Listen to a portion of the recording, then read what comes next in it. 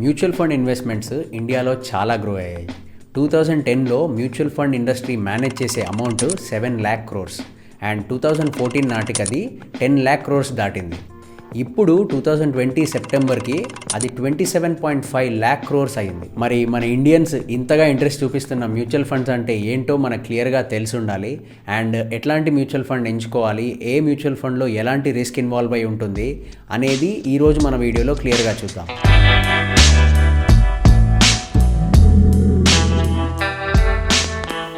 అందరికీ నమస్తే. Trading in Telugu ఛానల్కి వచ్చినందుకు థ్యాంక్ యూ. నా పేరు మనీ.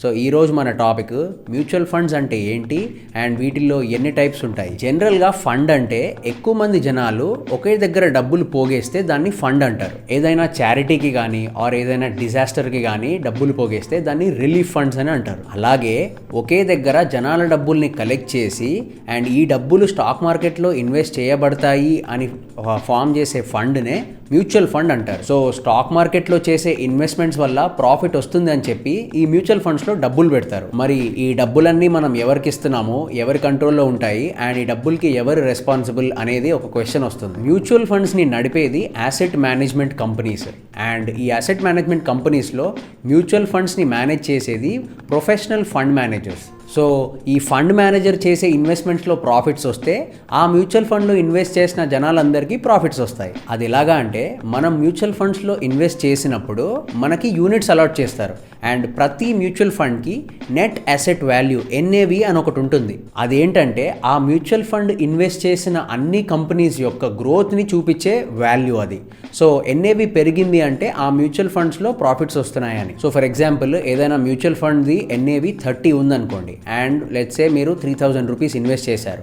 సో మీకు 100 యూనిట్స్ అలాట్ అవుతాయి. ఇప్పుడు ఈ మ్యూచువల్ ఫండ్ NAV పెరిగితే అంటే ఈ మ్యూచువల్ ఫండ్ ఏ కంపెనీస్లో అయితే ఇన్వెస్ట్ చేసిందో ఆ కంపెనీస్ గ్రో అవుతే NAV ఆటోమేటిక్గా పెరుగుతుంది అండ్ ఆ NAV పెరిగినప్పుడు మీరు పెట్టిన 3000 రూపీస్ యొక్క వాల్యూ కూడా పెరుగుతుంది. ఇలాగే మ్యూచువల్ ఫండ్స్లో ప్రాఫిట్స్ వస్తాయి. సో ఈ మ్యూచువల్ ఫండ్స్లో చాలా టైప్స్ ఉంటాయి. అసలు ఇన్ని టైప్స్ ఎందుకు ఉంటాయని చూద్దాం. ఫస్ట్ స్టాక్ మార్కెట్లో కంపెనీ స్టాక్సే కాకుండా ఫిక్స్డ్ ఇన్కమ్ బాండ్స్ కూడా ఉంటాయి. అంటే కార్పొరేట్ బాండ్స్ అని, గవర్నమెంట్ బాండ్స్ అని, ట్రెజరీ బిల్స్ అని, బ్యాంక్ సర్టిఫికెట్స్ అని ఇలా చాలా ఉంటాయి.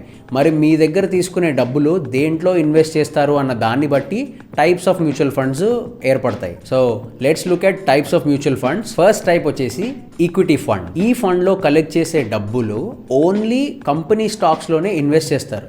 సో మీకు మీ ఇన్వెస్ట్మెంట్స్ ఓన్లీ కంపెనీ స్టాక్స్లోనే పెట్టాలని ఉంది అంటే మీరు మ్యూచువల్ ఫండ్స్లో ఈక్విటీ కేటగిరీలో ఉన్న మ్యూచువల్ ఫండ్స్ని ఎంచుకోవాలి. మీరు ఏ గ్లోబల్ మార్కెట్ అయినా చూసుకుంటే మ్యూచువల్ ఫండ్స్లో వచ్చిన డబ్బులు 75% of it is in equity market.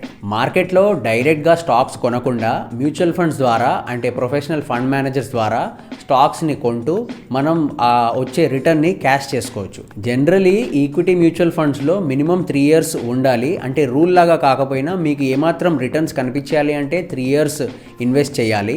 And నిజంగా మంచి రిటర్న్స్ అంటే బ్యూటిఫుల్ రిటర్న్స్ రావాలి అంటే 10 years ఉండాలి. సో దీంట్లో మళ్ళీ సబ్ టైప్స్ ఉంటాయి.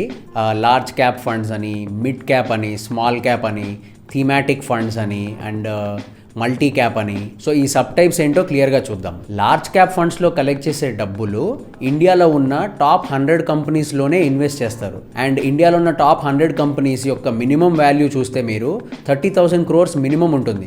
సో ఈ ఫండ్లో ఓన్లీ 30,000 crores అండ్ అబవ్ ఉన్న కంపెనీస్లోనే ఇన్వెస్ట్ చేస్తారు. ఇప్పుడు మిడ్ క్యాప్ ఫండ్స్ అంటే ఏంటంటే ఈ టాప్ 100 కాకుండా నెక్స్ట్ 101 నుంచి 250 వరకు వచ్చే 150 కంపెనీస్లో ఇన్వెస్ట్ చేయడానికి తీసుకునే డబ్బులే మిడ్ క్యాప్ ఫండ్స్. జనరలీ ఈ కంపెనీస్ వాల్యూ చూస్తే 10,000 crore నుంచి 30,000 crore మధ్యలో ఉంటుంది. మరి స్మాల్ క్యాప్ ఫండ్స్ అంటే ఈ మిగిలిన కంపెనీస్ ఏవైతే ఉంటాయో బిలో 10,000 crores ఆ కంపెనీస్లో ఇన్వెస్ట్ చేయడానికి కలెక్ట్ చేసే డబ్బులే small cap funds. Thematic funds అంటే ఏంటంటే మార్కెట్లో ఒక థీమ్ని ఎంచుకొని ఓన్లీ ఆ థీమ్లోనే ఇన్వెస్ట్ చేస్తారు ఈ ఫండ్స్.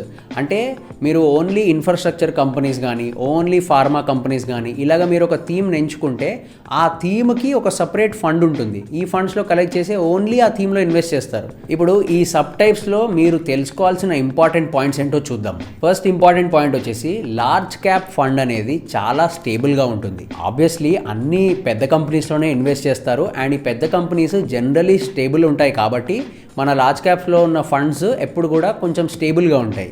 సో మనం డిస్కస్ చేసిన అన్ని సబ్ టైప్స్లో పోల్చుకుంటే లార్జ్ క్యాప్ ఫండ్కే అన్నిటికంటే తక్కువ రిస్క్ ఉంటుంది. అండ్ లాంగ్ టర్మ్కి ఇన్వెస్ట్ చేసే వాళ్ళు లార్జ్ క్యాప్ ఫండ్ని ఎంచుకుంటే చాలా బెటర్. ఇప్పుడు మిడ్ క్యాప్ చూస్తే ఆబ్వియస్లీ లార్జ్ క్యాప్ కంటే మిడ్ క్యాప్కి రిస్క్ ఎక్కువ ఉంటుంది. ఎందుకంటే మిడ్ క్యాప్లో ఉన్న కంపెనీస్ అన్నీ కొంచెం గ్రోత్ చూపించి ఆ గ్రోత్లో నెక్స్ట్ స్టేజ్కి వెళ్తున్న కంపెనీస్. సో జనరలీ ఈ కంపెనీస్కి చాలా కాంపిటీషన్ ఉంటుంది అండ్ ఈ కంపెనీస్ సడన్గా నడవకపోవచ్చు ఆర్ ఈ కంపెనీస్ గ్రోత్లో నెక్స్ట్ స్టేజెస్కి ఫాస్ట్గా వెళ్ళిపోయి చాలా హై రిటర్న్స్ కూడా ఇవ్వచ్చు. సో మిడ్ క్యాప్లో ఆబ్వియస్లీ రిస్క్ ఎక్కువ ఉంటుంది, అలాగే రిటర్న్స్ కూడా ఎక్కువ ఉంటాయి. So last sub type small cap and thematic funds. వీటికి ఆబ్వియస్లీ చాలా ఎక్కువ రిస్క్ ఉంటుంది మిడ్ క్యాప్స్ అండ్ లార్జ్ క్యాప్స్తో పోల్చుకుంటే. ఎందుకంటే ఇవి చాలా చిన్న కంపెనీస్ అండ్ ఈ చిన్న కంపెనీస్లో జనరలీ ఎక్కువ మోసాలు కూడా జరుగుతూ ఉంటాయి మన ఇండియన్ మార్కెట్స్లో. అండ్ ఈ కంపెనీస్ చాలా చిన్న కంపెనీస్ కాబట్టి పెద్ద కాంపిటీటర్స్కి చాలా ఈజీ ఇలాంటి కంపెనీస్ ఏం చేస్తున్నాయి అండ్ వాటిని రెప్లికేట్ చేయడము. సో స్మాల్ క్యాప్ ఫండ్స్ ఎప్పుడు కూడా రిస్కీ. అండ్ థీమాటిక్ ఫండ్స్లో ఎందుకు రిస్క్ ఎక్కువ అంటే మీరు ఓన్లీ ఒకటే థీమ్లో ఇన్వెస్ట్ చేస్తున్నారు అండ్ ఆ థీమ్కి ఒకవేళ గ్రోత్ లేకపోతే అంటే ఆ సెక్టర్కి కానీ గ్రోత్ లేకపోతే మీ ఫండ్స్ గ్రో అవ్వవు. జనరలీ వేరే మ్యూచువల్ ఫండ్స్లో మీకు ఒక సెక్టర్ పర్ఫామ్ చేయకపోతే ఇంకొక సెక్టర్ పర్ఫామ్ చేస్తుంది. So me returns and me losses average అవుతాయి. సో ఇవి ఈక్విటీ ఫండ్లో ఉన్న sub categories. So first type వచ్చేసి ఈక్విటీ ఫండ్. దాంట్లో మీకు sub categories large cap, mid cap, small cap ఇవన్నీ. సో సెకండ్ కేటగిరీ వచ్చేసి డెట్ ఫండ్స్. సో ఇందాక చెప్పాను మ్యూచువల్ ఫండ్స్లో స్టాక్స్లోనే కాకుండా ఫిక్స్డ్ ఇన్కమ్ బాండ్స్లో కూడా ఇన్వెస్ట్ చేస్తారని. సో ఈ డెట్ ఫండ్స్లో కలెక్ట్ చేసే డబ్బులు ఈ ఫిక్స్డ్ ఇన్కమ్ బాండ్స్లోనే ఇన్వెస్ట్ చేస్తారు. వీటిని fixed income securities or debt securities అని కూడా అంటారు. సో ఈ fixed income securities or debt సెక్యూరిటీస్లో ఇన్వెస్ట్ చేయడం అంటే వాళ్ళకి అప్పుగా ఇచ్చినట్టు. సో ఈ డెట్ సెక్యూరిటీస్ ఆర్ ఈ ఫిక్స్డ్ ఇన్కమ్ సెక్యూరిటీస్కి ఒక ఫిక్స్డ్ మెచ్యూరిటీ డేట్ ఉంటుంది అండ్ ఆల్సో ఒక ఫిక్స్డ్ ఇంట్రెస్ట్ రేట్ ఉంటుంది. అండ్ ఈ డెట్ సెక్యూరిటీస్ ఎంత జెన్యూన్ అని తెలుసుకోవడానికి వీటికి ఒక క్రెడిట్ రేటింగ్ ఉంటుంది. అండ్ మ్యూచువల్ ఫండ్స్ వాళ్ళు ఇన్వెస్ట్ చేసేటప్పుడు ఈ క్రెడిట్ రేటింగ్స్ చూసుకుని ఇన్వెస్ట్ చేస్తారు. మరి ఇప్పుడు డెట్ ఫండ్కి రిస్క్ ఏంటి అంటే వెరీ సింపుల్. అప్పు తీసుకున్నవాడు పే చేయకపోతే అంతే ఇంకా ఫసక్. కానీ అది చాలా రేర్. ఎందుకంటే ఇక్కడ అప్పు తీసుకునేది అంటే ఈ డెట్ సెక్యూరిటీస్ ఎవరైతే ఫామ్ చేస్తారో వాళ్ళు జనరలీ పెద్ద పెద్ద ఆర్గనైజేషన్స్ ఆర్ గవర్నమెంట్ ఆర్గనైజేషన్సే ఉంటాయి. సో ఈ డెట్ ఫండ్స్కి ఈక్విటీ ఫండ్స్తో పోల్చుకుంటే ఆబ్వియస్లీ రిస్క్ తక్కువే ఉంటుంది. ఎందుకంటే మీకు ఫిక్స్డ్ ఇంట్రెస్ట్ రేట్ ఉంది అండ్ మెచ్యూరిటీ డేట్ ఉంది. కాకపోతే అలాగా చూస్తే రిటర్న్స్ కూడా మీకు ఈక్విటీ ఫండ్స్తోని తక్కువే. సో డెట్ ఫండ్స్లో ఎప్పుడు ఇన్వెస్ట్ చేయాలంటే మీకు షార్ట్ టర్మ్కి డబ్బులు ఒక దగ్గర ఇన్వెస్ట్ చేయాలి అండ్ మనకు రిటర్న్స్ తక్కువైనా షార్ట్ టర్మ్లో మనకు ఎలాంటి ఫ్లక్చువేషన్స్ ఉండకూడదు అని అనుకుంటే debt funds are better for you. Debt ఫండ్లో కూడా చాలా టైప్స్ ఉంటాయి. కార్పొరేట్ ఫండ్ అని, ఓవర్ నైట్ ఫండ్ అని, అల్ట్రా షార్ట్ టర్మ్ ఫండ్ అని, లిక్విడ్ ఫండ్ అని, ఇలా చాలా ఉంటాయి. యాక్చువల్లీ అవన్నీ తెలుసుకునే అవసరం లేదు. This not so useful.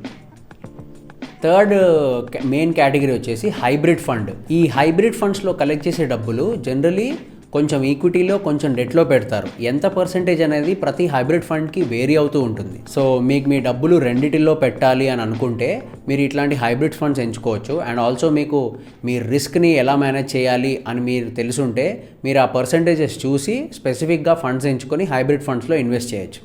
So mutual funds గురించి కొంచెం తెలుసుకున్నారు అండ్ రిస్క్ ఎలా ఉంటుంది అన్నీ తెలుసుకున్నారు. కానీ మీరు ఒకవేళ మ్యూచువల్ ఫండ్లో ఇప్పటివరకు ఇన్వెస్ట్ చేయకపోతే నేను ఇచ్చే 3 టిప్స్ మీకు హెల్ప్ అవుతాయని నేను అనుకుంటున్నాను. ఫస్ట్ టిప్, మీరు మ్యూచువల్ ఫండ్స్లో ఇన్వెస్ట్ చేయాలి అని అనుకుంటే మినిమం 7 years ఆర్ 7+ yearsకి ఇన్వెస్ట్మెంట్ చేయగలిగితేనే మ్యూచువల్ ఫండ్కి వెళ్ళండి. ఇది రూల్ కాదు, కానీ మీరు మ్యూచువల్ ఫండ్స్లో నిజంగా రిటర్న్స్ చూడాలి అంటే 7+ years కంపల్సరీగా ఉండాలి. సెకండ్ టిప్, మీరు మ్యూచువల్ ఫండ్స్లో ఇన్వెస్ట్ చేశాక మీ ఫండ్స్ ఎన్ఏవి ఎంత పెరిగింది అని ఎవ్రీ మంత్ మానిటర్ చేయకండి. షార్ట్ టర్మ్లో మ్యూచువల్ ఫండ్స్ ఫ్లక్చుయేషన్స్ చూస్తే మీ ఎమోషన్స్ ఇంబ్యాలెన్స్ అవ్వచ్చు.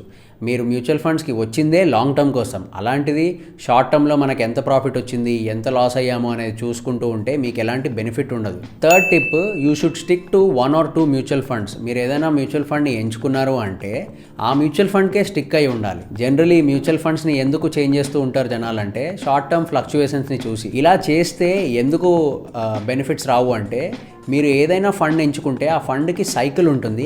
ఒక సైకిల్లో ఆ ఫండ్ పర్ఫామ్ చెయ్యదు అండ్ మళ్ళీ ఆ ఫండ్కి మీరు టైం ఇస్తే నెక్స్ట్ సైకిల్లో ఆ ఫండ్ అప్ టర్న్ వెళ్తుంది. సో మీరు ఒక ఫండ్కి ఫుల్ సైకిల్ ఉంటేనే మీకు ఆ ఫండ్లో ఒక ఫుల్ బెనిఫిట్స్ వస్తాయి. అందుకే 7+ ఇయర్స్ ఇన్వెస్ట్ చేయాలి.